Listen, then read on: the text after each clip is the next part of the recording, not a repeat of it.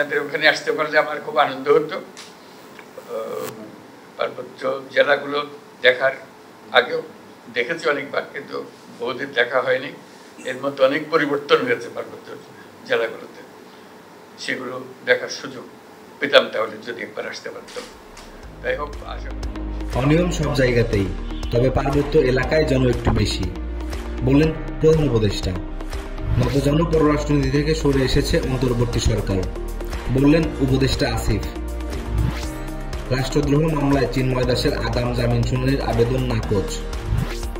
শ্রমিকদের আন্দোলন ও কর্মবিরতির মুখে আশুলিয়ার 25 কারখানায় সাধারণ ছুটি।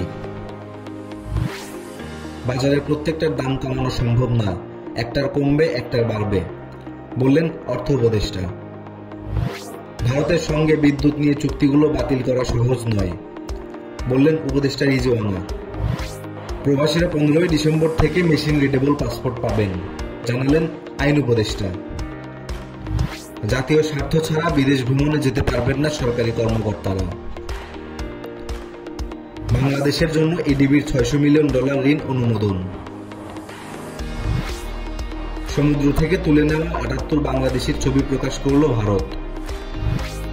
ভুয়া মুক্তিযোদ্ধারা স্বেচ্ছায় সরে গেলে সাধারণ ক্ষমা, নইলে ব্যবস্থা, বললেন মুক্তিযুদ্ধ বিষয়ক উপদেষ্টা। দুদকের চেয়ারম্যান সহ কমিশনারদের আয় সম্পদ প্রকাশের আহ্বান টিআইবির।